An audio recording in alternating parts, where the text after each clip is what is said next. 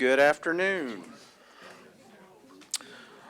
Welcome to our July 26 Board of Directors agenda meeting to set the agenda for our August 2nd, 2016 Board of Directors meeting.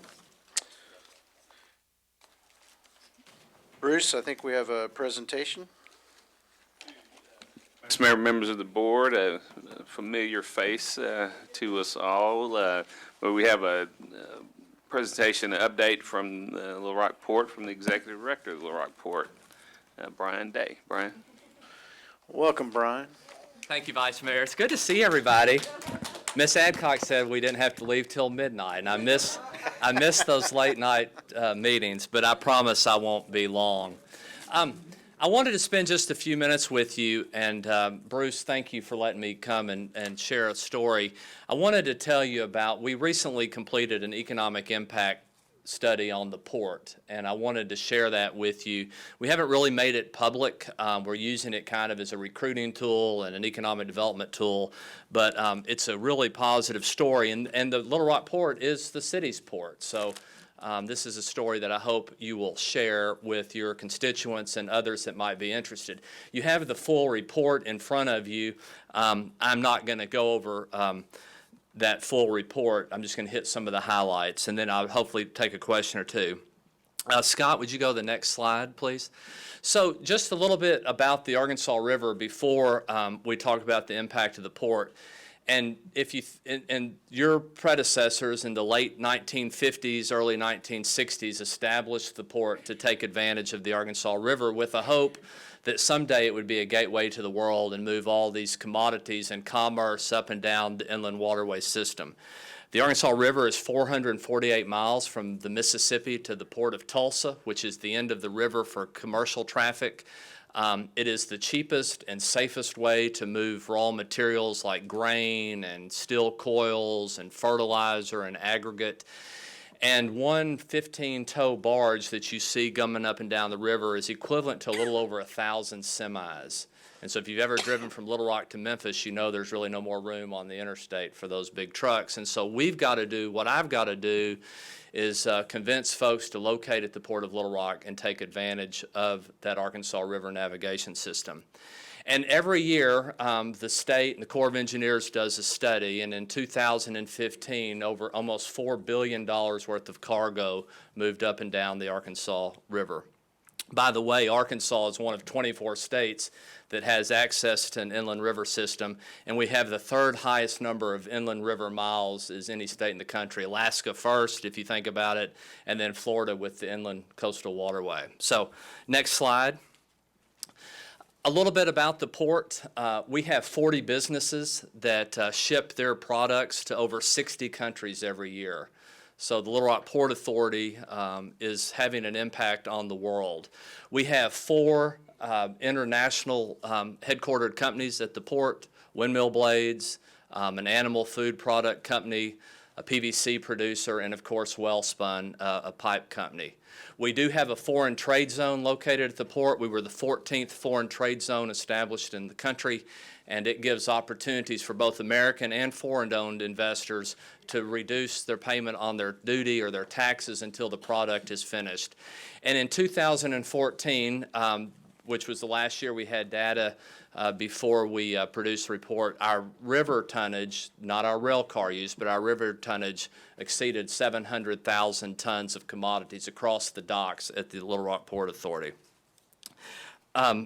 We have roughly 2,600 acres of real estate that is privately owned or owned by the port, i.e. the city, that businesses operate on. We have 2 river terminals or 2 docks on the river, one on our Slackwater Harbor, one on the river channel itself. We're the only industrial park in Arkansas served by both the Union Pacific and the Burlington Northern Railroad, and as I mentioned, we served 60 countries last year. Scott, the next slide, please. Just a little timeline. Again, I won't bore you with the details, but we started dreaming this facility in the late 50s. The president dedicated the Arkansas River in 1970. We, over the years, have built the infrastructure. The interstate system was created, our warehouses were built, our river docks were built, our railroad expanded, and in 2014, we opened our new headquarters, our new building. And if you've not seen it, I invite you all to come out. It's an incredible facility. It's a LEED-rated facility, and I don't get any credit for that. My predecessor and his team made that happen. The next slide, please, Scott. So we've always said that the port has X number of jobs and is worth so much to the community, but we really never knew what that number was. We never had a way to defend that number. And so we employed a local consultant, Del Boyette, who's been in economic development for many years, and he and his staff looked at all the data that was available, historical record, interviews, Dodge reports, tax rolls, payroll records, anything that they could get their hands on to put into this project so that the numbers that I'm about to share with you, we can defend, and it's all outlined in that document in front of you. We tried to go back to the beginning of the creation of the port. We were unable to do that, so we focused on the period from 2005 to 2015. Next slide. The bottom line is that the Little Rock Port Authority, the City of Little Rock's port, contributed just a smidge over $5 billion to the Little Rock economy over the last 10 years. All of that impact has added $172 million to the local and state tax base. That includes our own operations, private investment, state and federal investment, payroll taxes, employment opportunities at the 40 businesses, and other infrastructure upgrades. The bottom line, as I said earlier, is that the impact is significant, and the Little Rock Port Authority is a major economic development engine for not only this community, but for the state. Scott, next slide, please. I want to break it down, I've got just a few more slides. Let's talk about construction. For those of you that may have remembered the creation of the port, there was no interstate system, there was gravel roads, and the Brown family opened the first business there, and that was in the 70s. Over the years, we have invested and grown and invested public dollars and private dollars, and over the last 10 years, we have put over $143 million into the construction industry. That's private and public investment. That $143 million had a ripple effect and added another $124 million to the economy, buying goods and services and hotel rooms and fuel and gas and restaurants. And all of that activity over the last decade has supported 1,539 temporary employment jobs, construction jobs, for this community. Those construction investments from the private sector put $4.7 million into local and state tax base. And you can see the direct and indirect and the induced numbers up there. All of that's explained in further detail in the report. Next slide, please. The other thing we've always talked about is that there was a lot of employment at the park, and that was a hard number to get our hands around, but we did a point-in-time count, and on the point-in-time count, there were 3,298 full-time jobs at the port. That's not temporary jobs, that's not part-time jobs, that's not contract jobs, that's full-time jobs with benefits and paying taxes to the community. Interestingly enough, we went back to try to create that number in 2005, and while the number's not as defensible as this number, we calculated there were 1,650 jobs 10 years ago, so we've doubled the workforce at the Little Rock Port Authority. That workforce has contributed $1.8 billion to the Little Rock's gross regional product and had payroll taxes of $900 million for state and local economies. In addition to the payroll tax, the payroll was $900 million. That contributed $135 million in state and local taxes. Next slide, Scott, please. Infrastructure. The port and the city and the federal government have continued to grow our infrastructure with roads and drainage and rail investment and docks. And over the last 10 years, through grants and contributions and investment from our revenue, our cash fund, we've invested a little over $33 million into infrastructure at the port. And again, that's all utilities, roads, water, drainage.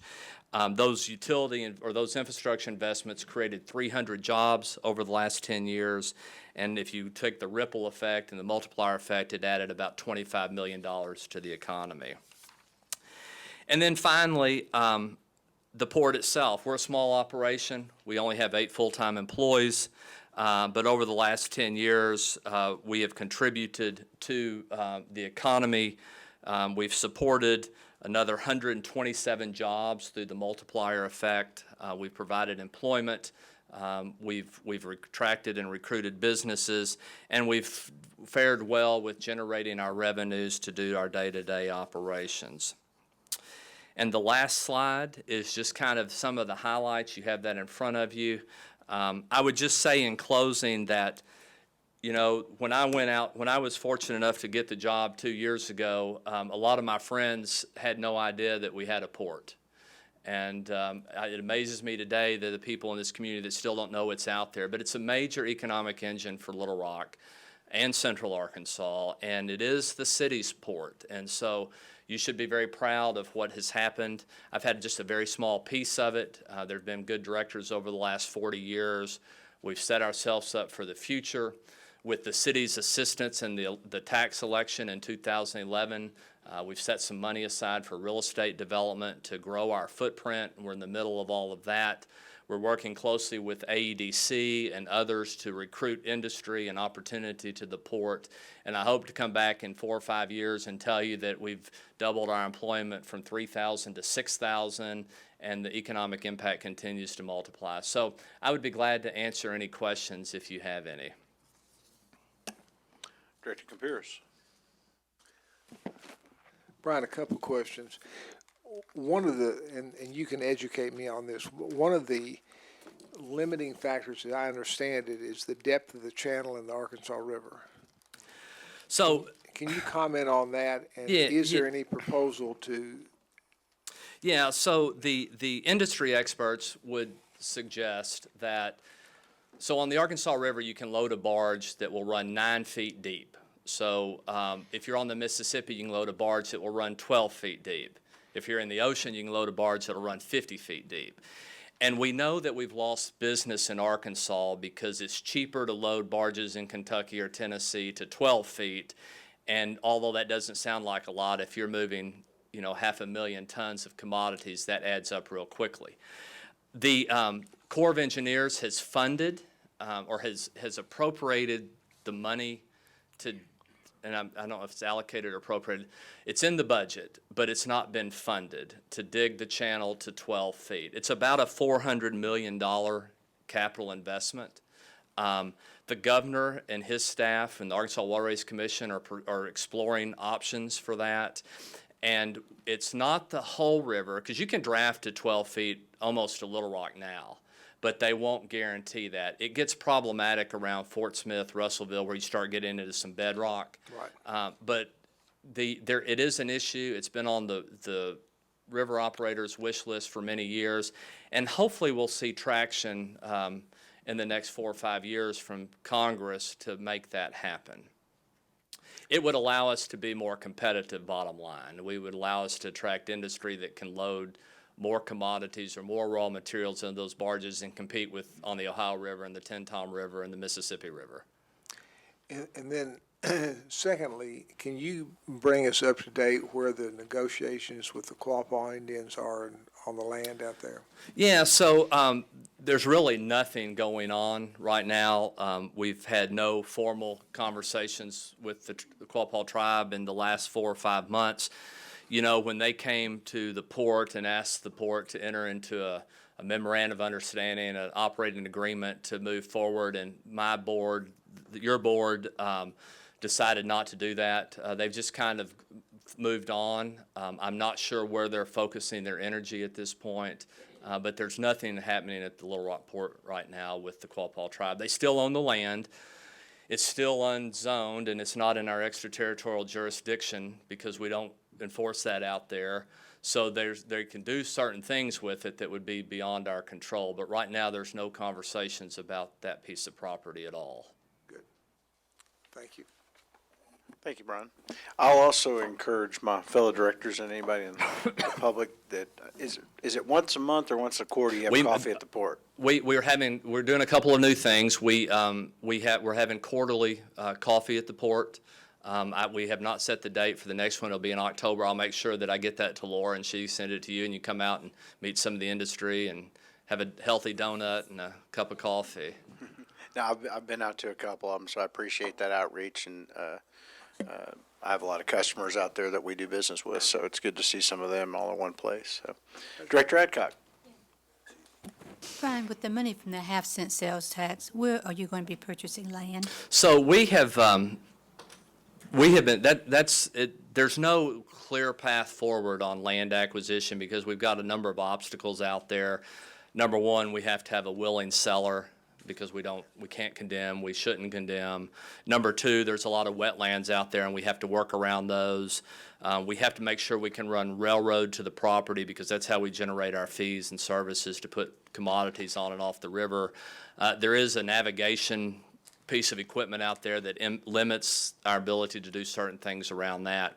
So over the last year and a half, we've been doing a lot of due diligence. We've been doing phase ones, we've been talking to owners, we've been working with the FAA on this, it's called a VOR cone.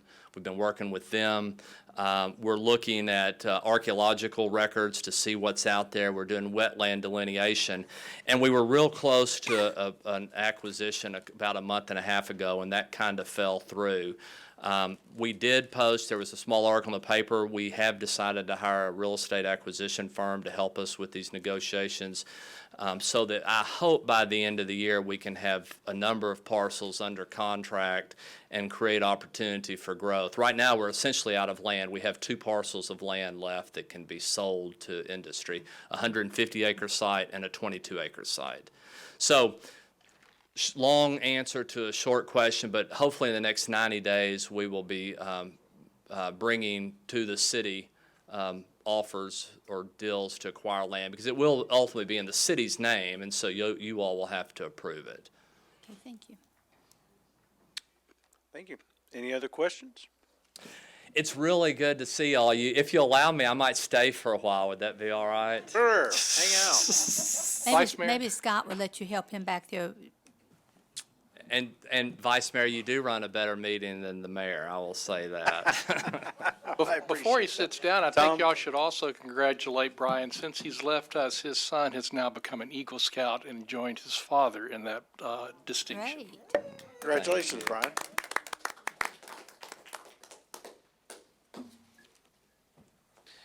All right, we'll start with, looks like we have one modification, an addition of a resolution. Any questions on M1 or our consent agenda, items 1 through 6?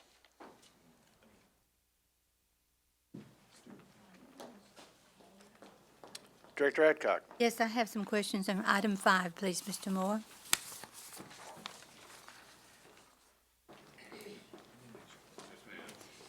Where are you going to use eminent domain along this area? I'll ask Mr. Honeywell to come forward. And remember, on item 5 and 6, we just asked for authorization as these projects are moving forward in case we can't acquire property. So as we've said before, this is last resort. But John, if you want to have specific details. Director Adcock, at this time, we have not identified any particular parcel that we're going to be using eminent domain on. This, like the city manager said, this is a tool that we want to have at our disposal if we have to get to that point to acquire property. How many of the parcels out there have you already spoke to and are working on? This is a project that's being done in conjunction with the Arkansas State Highway and Transportation Department, and there's some rules and some guidelines we have to follow. Appraisals, approval of appraisals. We're still in that process of getting that finalized, and I don't know that we've made offers to homeowners at this point because we're still making sure we've got all of that paperwork completed prior to contacting those owners. We've discussed this project with the owners, but a specific offer for purchase of any right-of-way has not been made at this time. Okay, thank you. Director Richardson. You made reference to homeowners. How far north are we going with this? Because I can't remember too many homes in the area except a couple of homes going north in a trailer park. But I'm not sure how far and how wide and the length of this overpass that we've been talking about. This project doesn't go all the way. We have a widened section to the north. This project does not extend all the way to connect to that. There will be a gap in between that, but that's something we plan on trying to get completed with another project in the near future. So the majority of the property owners we're talking about are those businesses that are located more adjacent to the railroad. More or less crossing south areas. of the railroad, like around the old Wonder Bread. Yes, both south and directly north. Is it possible for us to get a visual demonstration of this whole conceptual framework, some kind of drawing or some kind of? Of the project itself? Yes, sir. Certainly, yeah, we can get Okay. you all a copy of that. Thank you. Any other questions on our consent agenda items 1 through 9? All right, we'll go on to our separate items, ordinance 10 and 11. Any questions on those two? Director Adcock. Presentation on 8. Mr. Brzezinski?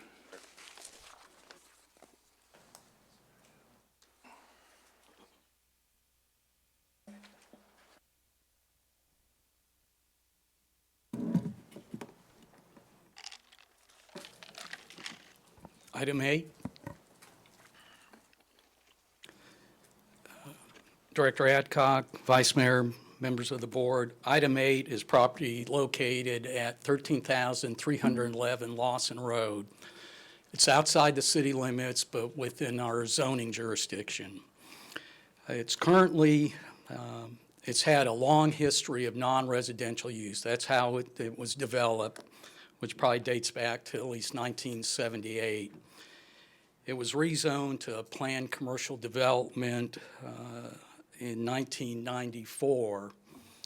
And the request before you is to revise the current planned commercial development to allow a landscaping company, which is currently operating from the site, to have storage of equipment on a daily basis. Over the years, there have been users that have had limited outdoor storage. There was a contractor there that had construction trailers that would come to this site on a limited basis because they were moved from construction site to construction site. Is this the one that the state representative, I think it's Andy Davis, is concerned about? Director Adcock, I think that one is an item that's going before the Planning Commission in August. That's property located on Crystal Valley Road. It's also a landscaping company. Okay. Is there an opposition to this one? At the Planning Commission meeting, there was some opposition. From the homeowners there on the left? I think one individual's has his house directly across the street on the north side of Lawson. Okay. And what's the neighborhood's objections? The potential, I think, increase in traffic from this type of use, even though further to the west on Lawson Road is a quarry that generates quite a bit of traffic with dump trucks and things like that, and Lawson Road is arterial. How close is this other application is coming in? On Crystal Valley? Is know, it me right and- there at Crystal Valley and Lawson? No, it's about midway between Lawson and Rains Road. Okay. It's some distance from this application. I'm getting calls from the people out there, and they feel like that they have no representation because they have no director or anyone. So I'd like to leave this one separate because I feel like we're going to have people here on this one. Vice Mayor. All right. Bruce, if you'll hold that one separate. Item 8, ordinance 8.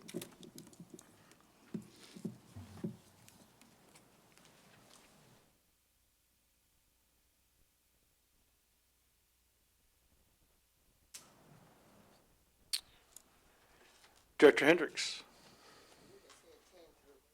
I'm sorry, I messed up. I misread the numbers. Our consent agenda was 1 through 6, so we're actually on 7 through 9. I'm sorry. Do you have some? 10. Item 10. you like a presentation on that? Okay, thank you. Mr. Moore, could you explain to me number 10 and why it was not listed as Ward 1?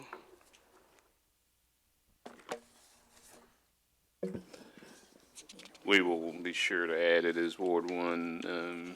And can you explain to me why they're going to dispense with competitive bidding and all that? These privileged people? These are, and Mr. Minyard didn't hear, but let me ask. No, you all don't like for me to talk about it, but it's the truth, okay? We don't like you to talk about what? Oh, no, I just saw some facial expression, not you. Go ahead. Okay, let me ask Mr. Brzezinski to come forward. This is a grant that we received to help to do some stabilization and some selective demolition for the Woodruff House. And we feel like this is a company that has expertise to do this type of work. So, Tony? And the grant comes from where? State, the Department of Heritage. Department of Heritage? Yes. And as Mr. Moore said, this is the Woodruff House. This is an ongoing project. The current contractor, W.R. Smith and Sons, has been doing the work. And what's being proposed now is moving on to the second floor, Phase 2.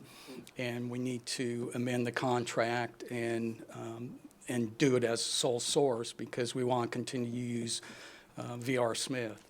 Okay, have we provided this type service for Woodruff before?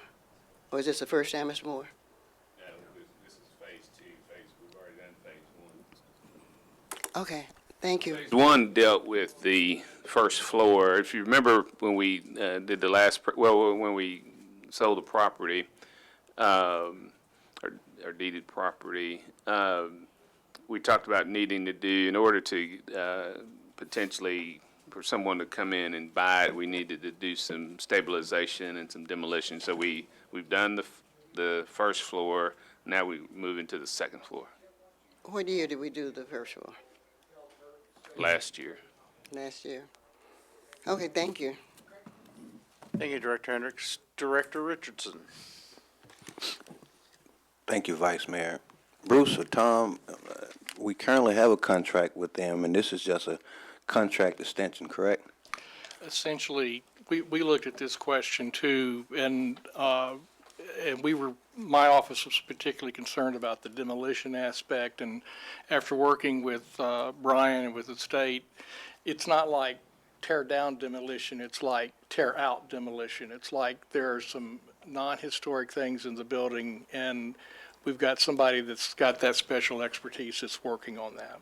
So, in the description of this, is there a particular reason why we didn't list this as a contract extension? Is it just because of what you just explained? I think the main thing, Director Richardson, is that we had gone to a certain amount from the earlier resolution. We're going in addition to that, it's more than 25%. That's the amount that you start having to bid, but we didn't want to bid because we wanted to have somebody that had the expertise of dealing with the problems of that particular house, dealing with those particular structures. So mainly for continuity purposes? Expertise more than continuity. All right, thank you. Director Wright. Please refresh my memory, either Mr. Carpenter or Mr. Moore, about this house. I vaguely recall that we own it. Just refresh my memory on the timeline as to how we got here. The house has great historic significance for the area. It was about to be in a situation where it wouldn't be taken care of. The city took title. We worked with the state I think it's the State Historical Preservation Office, but I can't remember the exact title. We have an agreement with them which gives them a conservation easement in the property, which is how they were able to buy something from us. It gives us some money to be able to take care of this. So we initially went in and made sure it wouldn't fall down. And then we started a second project downstairs of getting it to where it could be rehabilitated as an historic structure. And that's where the first work that Mr. Moore talked about came up I think it was last year. And now we're moving on up to the second floor. So we're not just trying to save the house, we're trying to save the house as an historic structure. So once we save it, which I support, by the way, I don't want to make that clear. What are we going to do with it?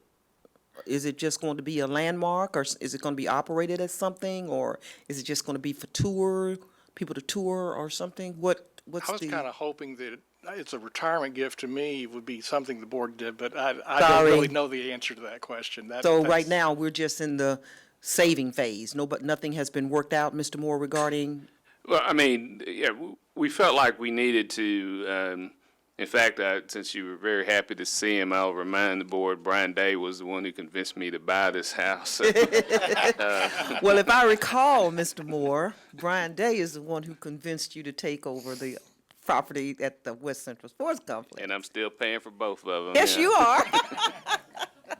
But the thought is to stabilize it, get it into a condition where it can be, someone would purchase it and rehab it, and that's the goal. Okay. Okay, that makes sense. I mean, we definitely need to save our historic landmarks. I wish I had something historic in my ward. I just don't. Thank you, Director Wright. Director Hendricks? I was going to ask Mr. Moore, he may have answered that. Did I notice somewhere where this house is coming up for sale? It was an article in the paper. I think the ultimate goal is that, someone buys it, but I don't think at this point, we've reached that. But there was an article, maybe I'll have to go home and look at my Democrat Gazette, that they were talking about this house was for sale. What involvement does historic district have with this property? It's not an historic district. No, I ask you, what involvement does Ray Roberts Group have with this building? Because that's where I was reading. I'm not sure who Ray Robinson is. Oh, the Quapaw Quarter. Okay. Tony, you want to explain that relationship? Tony, that'll teach you.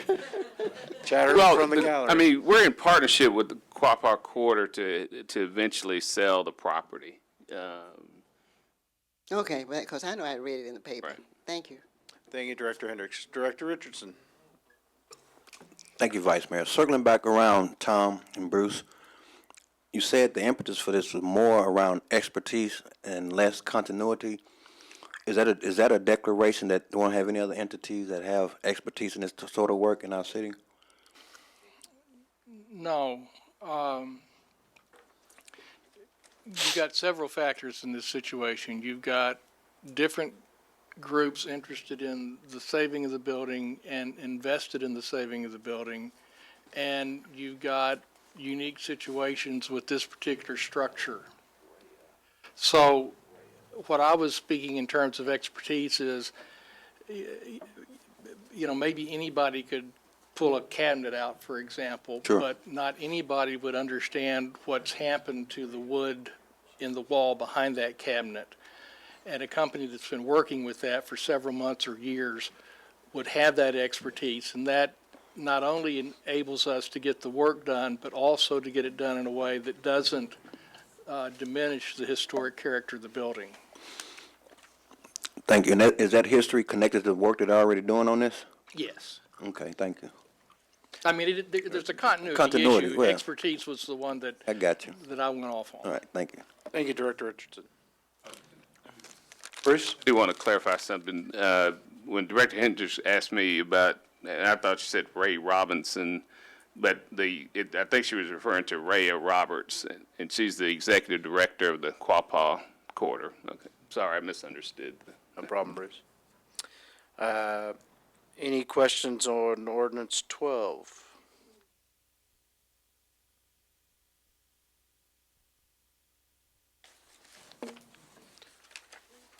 All right. Well,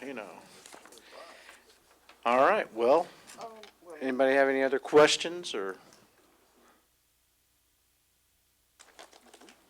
All right, this agenda meeting's closed.